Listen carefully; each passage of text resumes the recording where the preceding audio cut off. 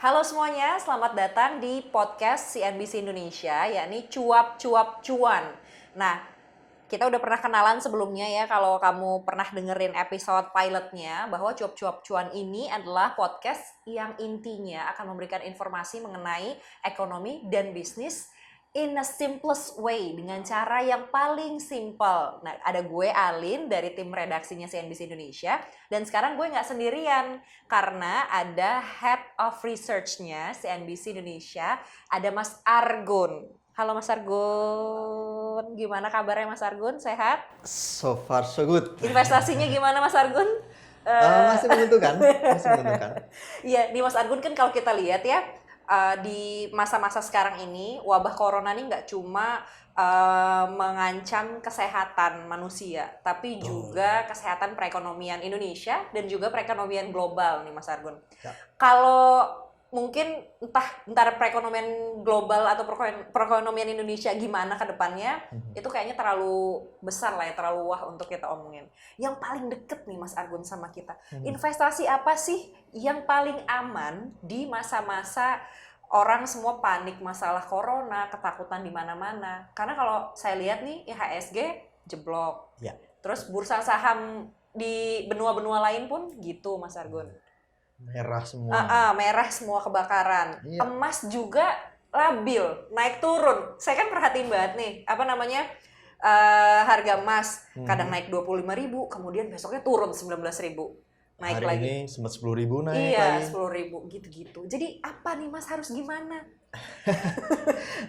Biasanya kan kalau misalnya saham anjlok, kita harus ngapain? Atau biasanya gimana gitu yang dilakukan sama investor? Jadi gini, kalau kita punya investasi ini kan emang tergantung pada karakter investor tersebut. Kita termasuk investor retail atau investor yang besar. Nah, kalau investor besar itu biasanya mereka kalau melihat kondisi yang lagi bergejolak seperti sekarang ini, mereka akan pull out keluar dari pasar saham. Jadi mereka jualin sahamnya? Jualin semua saham-sahamnya, mereka merealisasikan keuntungan, atau kalau yang agak apes ini, mereka memangkas kerugian, istilahnya cut loss. Dengan cara? Jadi udah rugi, jual sekarang karena dia takut ntar rugi lagi, makin turun harganya. lagi. Nah, mereka cut loss. Duitnya dibawa kemana? Nah, ini biasanya mereka akan ambil beberapa instrumen investasi yang dinilai lebih stabil. Memang tidak bisa menjanjikan keuntungan tinggi, tapi setidaknya stabil. bisa nge-keep harganya gitu ya, cukup stabil. Nah, beberapa yang biasanya dilirik adalah emas, kemudian surat berharga pemerintah Amerika Serikat, surat utang negara. Jadi mereka menerbitkan surat utang buat pembangunan mereka. Nah, investor nih yang beli, investor global termasuk yang besar-besar di Indonesia. Ini kita ngomong yang gede dulu. Atau mereka juga beli beberapa aset investasi obligasi di negara-negara maju lainnya, yen, Jepang dalam hal ini. Jadi ketika mereka beli itu dalam bentuk yen, nilai tukarnya ini relatif stabil, makanya dianggap sebagai, ada istilahnya itu Alin, safe haven. Jadi investasi yang dinilai risikonya paling kecil, paling aman, itu dolar Amerika, emas, kemudian yen. Jadi untuk menyelamatkan nilai uangnya begitu ya, ke safe haven ini. Sekarang yen yang lebih dilirik dibandingkan dolar katanya. Saat ini memang kondisinya ya tadi labil juga. Tapi yang paling labil ya emas tadi itu. Emas itu justru sekarang jadi paling labil kan? Kenapa? Karena kan kalau misalnya emas dijadikan safe haven, berarti itu sudah proven ya bertahun-tahun bahwa emas ini adalah yang paling stabil, yang katanya aman dari inflasi, bisa mengamankan nilai uang kita gitu. Tapi ternyata emas pun sekarang tidak bisa dipercaya. Gimana Mas Argun? Kita harus gimana? Kemana kita menaruh uang kita yang tidak seberapa itu? Percaya pada mas-mas yang lain. Mas-mas yang lain? Apa nih Mas? Mas Argun. Mas Argun misalnya. Gimana Mas? Jadi gini, kalau dalam kondisi sekarang ini, kalau kita bicara apakah emas masih menjadi aset safe haven, itu jawabannya sebenarnya ya masih. Tetapi memang dalam jangka pendek bukan pilihan tepat, karena safe haven yang lain itu lebih menarik. Lebih aman gitu. Lebih aman dan nilainya juga lebih tinggi. Sekarang kalau kita bicara surat utang pemerintah Amerika Serikat, yield itu apa ya, imbal hasil keuntungan. Itu kalau yang didapatkan tiap bulan. Jadi kalau Anda beli obligasi, itu kan modelnya kayak nyimpen di bank. nanti dapat apa kayak bunganya. Nah, di obligasi kayak gitu. Anda beli surat utang milik orang, kemudian mereka akan bayar bunganya setiap bulan. Nah, imbal hasil itu mencerminkan yang didapat setiap bulannya itu. Nah, ketika imbal hasilnya turun, berarti harganya lagi naik. Nah, saat ini yang terjadi adalah obligasi pemerintah Amerika Serikat, imbal hasilnya atau yieldnya tadi itu lagi turun, bahkan menyentuh rekor terendah. Oke. 0,7, sempat 0,7. Tapi harganya Harganya jadi naik. Jadi harganya di pasar naik, orang Jual, pada jadi. jual, dan ketika mereka jual, mereka dapat keuntungan lebih tinggi. Harganya pun naik. Dan ini karena yang beli juga banyak, gitu. Termasuk tadi obligasi investor global tadi itu. Nah, itulah yang bikin kenapa emas jadi kalah bersaing. Karena orang-orang lebih ke sana ya, ke surat utang ini. Jadi ketika corona lagi bergejolak, mereka menilai membeli emas itu menjadi lebih kurang menarik kalau jualnya gitu. Tapi kalau mereka beli obligasi pemerintah Amerika Serikat, ketika dijual harganya masih tetap naik. Sementara emas mungkin ya tadi ada volatilitasnya naik turun. Nah, itu yang mungkin membuat investor global berpikir lebih baik saat ini ke obligasi pemerintah Amerika Serikat atau pegang cash. Makanya ada istilahnya cash is the king. Cash is the king sekarang ya. Jadi daripada bingung naro di mana gitu ya, mungkin juga kan karena sekarang juga was-was gitu ya, udah di keep aja gitu uangnya. Tapi kan ada ancaman inflasi, berarti nilai uangnya ketika itu cash akan turun, ya nggak sih Mas? Bener nggak sih? Betul. Jadi gimana? Nah, inflasi itu biasanya menggerogoti nilai uang kita setiap bulan. Ya, seharian pasti ada kenaikan harga, tetapi biasanya rata-rata per bulan dihitungnya indeks harga konsumen. Hanya saja kalau investor global, mereka switch-nya itu bukan hitungan bulan, hari. Oke. Jadi mereka memang seaktif itu ya, gitu jadi ya. mereka investasi bukan untuk melindungi nilai asetnya dari gerusan inflasi. Tapi untuk mencari untung. Mencari untung, dan itulah kenapa obligasi pemerintah lebih dilirik. Tetapi kalau kita berinvestasi membeli emas untuk lindung nilai, sampai sekarang tidak ada yang mengalahkan emas dalam hal lindung nilai. Jadi kalau ngomongin apa instrumen investasi yang paling anti inflasi, memang adalah emas. Ya. Memang terbukti dari dulu dan masih sampai sekarang. Sampai sekarang. Ini kan kalau kita ngomong tentang investor global, yang pemain-pemain besar gitu ya Mas Argun. Kalau yang kita ini gitu, kita punyalah uang beberapa yang mau kita kalau bisa gitu uangnya ya kalau nilainya tidak bertambah, setidaknya tidak menurun gitu. Betul. Kita harus kemana? Oke. Kalau level-level kita gitu. Nah, tadi investor global ya yang besar-besar, trennya seperti itu. Nah, kalau investor lokal di kita, misalnya retail atau saya, Alin, dan teman-teman semuanya, seandainya sekarang ini sudah membeli saham, ya saya sarankan memang saat ini tahan atau kalau berani cut loss. Jika Anda masih punya modal untuk mengcover risiko cut loss itu. Tetapi kemudian pindahkan ke misalnya obligasi, instrumen lain, atau bisa juga misalnya ke deposito terlebih dahulu sesaat, ya, baru kemudian mencari aset-aset yang sifatnya lebih liquid. Jadi, contohnya adalah? Jadi kita nggak bicara soal properti, itu enggak. Oke, karena itu susah juga dijualnya. Susah dijual. Nah itu kalau kita bicara soal likuiditas, maka ya itu gampang nggak dilepas ketika lagi butuh duit, gitu, gampangnya itu. Nah bisa misalnya obligasi korporasi, obligasi pemerintah. Sekarang memang obligasi pemerintah lagi dilepas asing. Tapi jangan khawatir, karena Bank Indonesia menyatakan mereka akan tetap jaga di pasar agar harganya nggak turun. Jadi kalau asing jual, yang beli Bank Indonesia. Sekarang udah keluar 192 triliun dari Bank Indonesia untuk beli obligasi itu. Jadi ya menurut saya masih aman di obligasi itu. Itu kalau Anda punya di saham. Tapi kalau Anda belum masuk ke saham, saat ini silahkan pertimbangkan untuk masuk. Kenapa? Karena lagi murah. Lagi sangat murah. PE ratio, apa itu perbandingan antara harga rata-rata saham di bursa kita dibandingkan dengan laba yang dimiliki perusahaan itu, yang kalau dibagi-bagi per sahamnya gitu, itu rata-ratanya masih sekarang menurun. Dulu kita pernah di kisaran 17%. Sekarang hanya tinggal 13%-an. 13 kali, bukan persen. 13 kali maksudnya gimana tuh jadinya? Jadi kalau Anda misalnya saya punya saham misalnya 5% gitu. Misalnya Alin beli saham, taruhlah perusahaan A. Nah, perusahaan A ini harganya 100 per saham. Ya udah beli 100.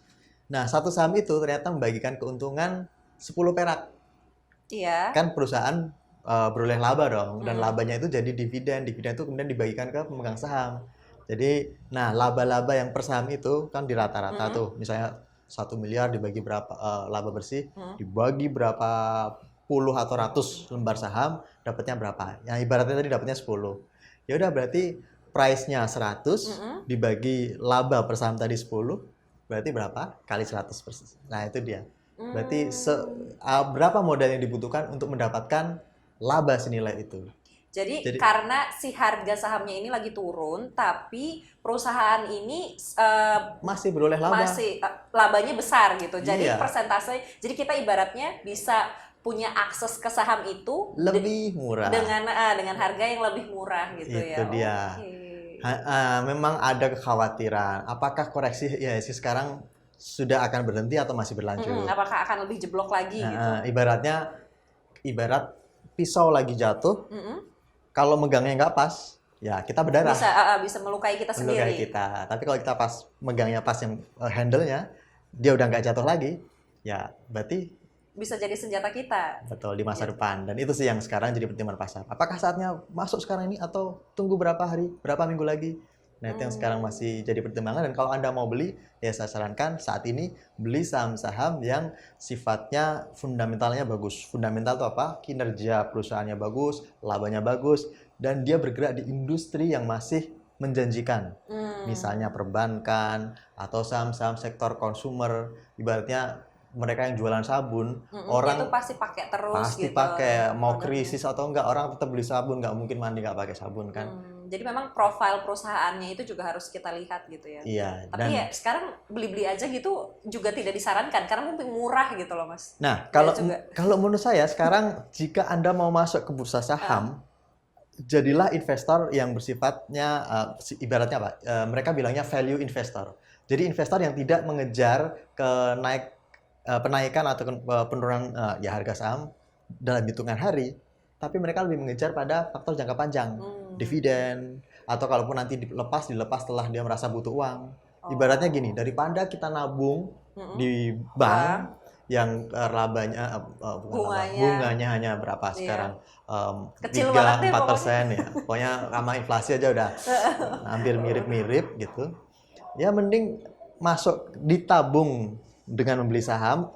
Nanti Anda memiliki kenaikan status, Anda jadi investor, Anda jadi pemilik perusahaan. Ibaratnya kalau mau punya saham Astra misalnya, meskipun Anda pegang 1 lembar saham, status Anda adalah investor atau pemegang saham Astra. Nanti bisa ngobrol ke teman-temannya atau ke calon mertua. Kerja di mana? Ya, saya pemegang saham Astra, Pak. Gitu. Keren ya, jadi nggak usah disebutin berapa persen tapi. Karena 0,000 berapa, tapi yang penting punya. Gitu. Yang penting punya. Dan itu Astra kan sejauh ini memang perusahaan yang misalnya tadi contohnya ya masih profitable. Jadi Anda pegang dalam waktu setahun, peluang dapat dividen pasti tinggi. Dan kalaupun sekarang ada gejolak corona, ya beberapa pelaku pasar memperkirakan kemungkinan hanya 3 triwulan. Dan setelah itu akan teratasi. Akan perlahan-lahan naik lagi. Kembali normal gitu ya Mas ya. Jadi kalau mau masuk sekarang, jangan day trader, tapi jadilah value investor. Jadi ya udah beli aja, kemudian bersabar. Gitu ya Mas. Kalaupun turun lagi gitu makin anjlok ya udah. Ya, jadi keep aja. Sabar aja, tenang aja, jangan panik gitu ya Mas ya intinya ya. Jadi itu ya tadi udah dijelasin sama Mas Argun kenapa harga saham anjlok, terus udah juga emas juga begitu gitu karena sekarang ternyata surat utang negara yang paling diminati sama investor global. Tapi kalau investor kayak kita nih, mungkin untuk memanfaatkan kondisi ya Mas ya, ini adalah waktu yang tepat untuk berinvestasi saham. Tapi harus sabar. Jangka panjang. Iya, jangka panjang, sabar dan jangan panik. Jangan pas udah turun, waduh gimana nih, pusing kebakaran jenggot, aduh gue harus apa. Harus tenang aja, tahan nafas, bahwa kita tuh investasi memang bukan untuk sehari 2 hari ya Mas ya. Investasi itu untuk ada jangkanya lah ya. Targetnya apa, kemudian mau berapa lama dan tujuannya apa.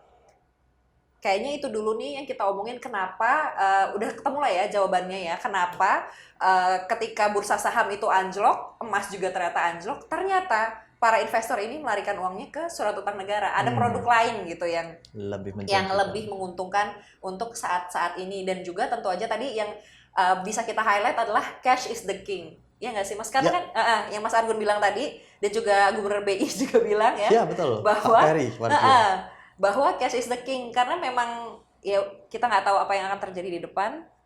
Kalau mungkin investasi agak susah, misalnya kayak di deposito ada waktunya untuk diambil kapan gitu kan. Emas juga ada apa namanya, nilai jualnya dan belinya itu ada perbedaan di situ. Kalau uangnya ada, cash ya udah gitu. Ya. Jadi cash aja. Cash is the king. Tapi jangan disalahpahami. Iya, jangan ditumpuk semua di tabungan bank ya. Cash is the king bukan berarti duitnya ditaruh di bantal dan ada tidur sama kita, enggak. Iya, dia masih di deposito, bukan deposito, sorry, di tabungan. Di tabungan. Jadi gampang diambil ketika dia tiba-tiba ingin mengambil posisi, misalnya di emas, atau ingin ambil posisi di obligasi, atau di saham, atau di reksadana. Cash itu sudah siap untuk diambil. Jadi itu, mereka sekarang cenderungnya adalah jaga-jaga, naruh dananya di perbankan dulu, disimpan dulu.